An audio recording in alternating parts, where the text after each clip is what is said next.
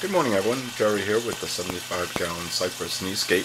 I wanted to spend a few minutes on just going over the sump maintenance and a few other things, a little bit about the Cerges. So I just want to show everybody how quick and simple it is to do normal maintenance on the wet and dry. So here it is all in operation. There's the CPR overflow and the twin intakes, and here's the outlet. I'll go through all of that, but basically, here is where the water input is flowing. You see I have some really dirty foam there, right? So we want to switch that. So what I did is I already have some of the same foam pre-cut to size, so it'll be really quick. And then here I have a micron pad. I think this is 100 micron. So this will clog really easily. Actually, in a couple hours I'll have to replace this or remove it, but it really makes the water crystal clear. So if we look at the sump here, and remember this is outside of the tank, so when it's plumbed inside, these will not be there, so they won't be in the way, right? So what we do, basically drag our bucket over here and open up the tray, right? So you can see all the dirt there, right? So we just pick it up and we dump it in the bucket, and that's really nasty. And then the first thing we do is we take our micron pad and we put that down first.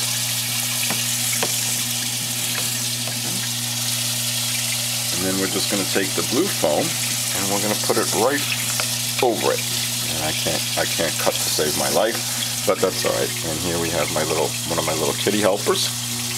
Right. So then if you look in here, you can see the one outlet, the one inlet has a really lot of flow, so that's my full siphon. And this one over here on the left is just the overflow siphon, right? So then what we do is we simply shut the tray and voila, maintenance is done. And most of that time was spent showing you guys what that was, right? So here we have, and then I'm going to show you a really simple way to quiet your sump, and most of you won't have it outside the cabinet, and also to seal it for CO2. And it's something that most everyone has around their house, and it's called a towel, right? So here you can, that's the noise of the sump, and then here we're going to just dump a towel over it, and much quieter, right? And that will also seal in some CO2, and that costs me nothing except one of the towels that I have laying around anyway, right? Okay, so assuming that's off, I just want to spend a minute and show you the Cerges flow. So what's happening is we look into the sump. This large 1-inch pump, flex hose, is for the main sump pump, which is a Cerges Model 4. Here is the outlet of the Cerges, right? So you can see the flow is not that strong. That's from a Rio 1000, I think, which is 271 GPH. And this is the Eheim 5/8 tubing, so it's not going to be that strong. So basically, you just want the output to be close to your main pump, so it gets picked up. And you see here that here's my Rio 1000, and with this, the CO2 is being fed into it. You can't see that, but trust me, it is. Right. And then this line here is the output, and that goes to the,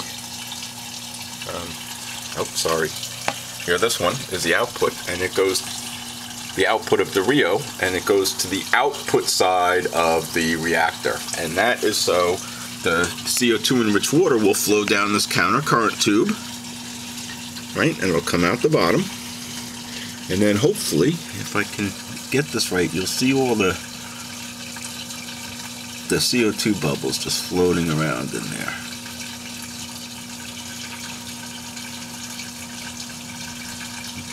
So basically, then all of that will just travel back out the inlet and then right into the sump and to be picked up by the main sump pump.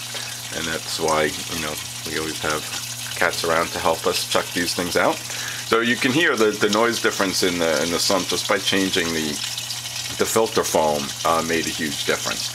The other thing you can do is if that's still too loud, you could theoretically use an elbow and put that on the bottom of the drain there, or a strainer would work, or even you could stick a big sponge block and just have the water flow into that first, and it would make very little noise.